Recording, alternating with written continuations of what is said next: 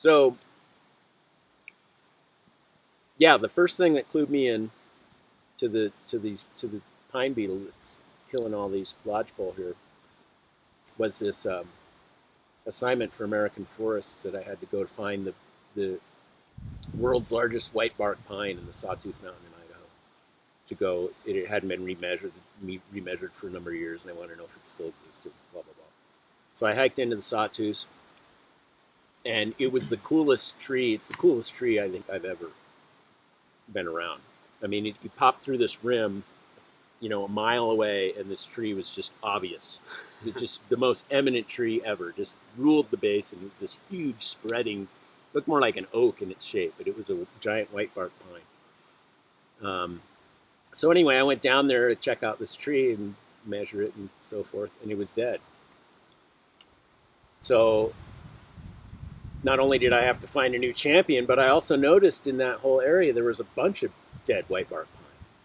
And so in researching the story further, I found that they were dying because of pine bark beetle.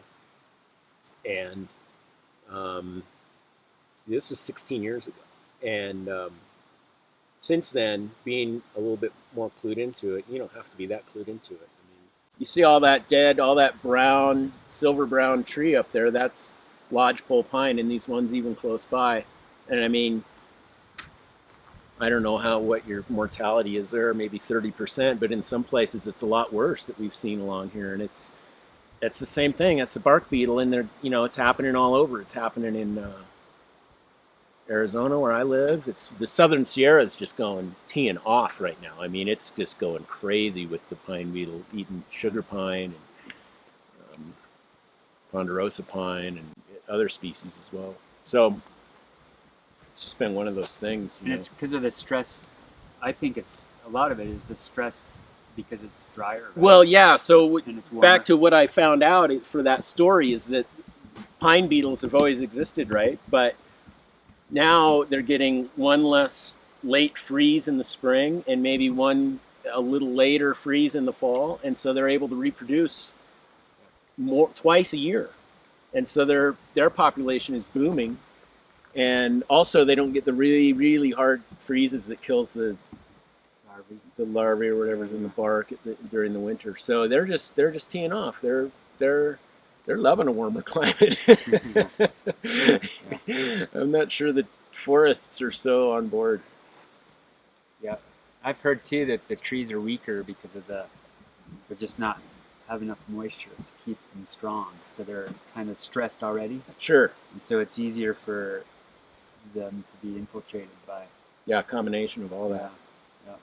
And it's pretty interesting. In British Columbia, isn't it?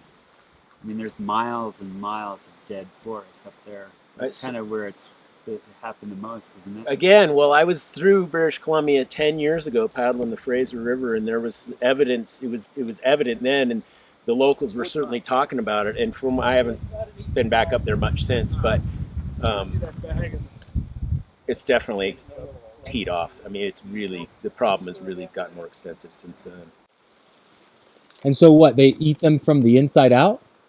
Yeah, they go after the cambium, like the inner bark, which is where all the nutrients, if I'm recalling this correctly, all the nutrients for the tree get sent up and out to the needles and leaves. And so they bury themselves, bore in, and then chow from inside out. Yeah, and I think that if they're not stressed, they can fight it off. Yeah, sure, to a certain degree. Sure, a healthy tree will fight it off. But as they're getting weaker from the droughts and everything else, it makes it even more vulnerable on top of the temperature change that's happening. The thing I thought that was just so fascinating with that, though, was like when I read these research papers that said, well, yeah, it's because they're breeding more. They're getting more opportunity to breed. It was like, oh, of course, ding, ding, ding. Yeah. Because beetles have been around forever. Yeah. They're not getting kept in check anymore.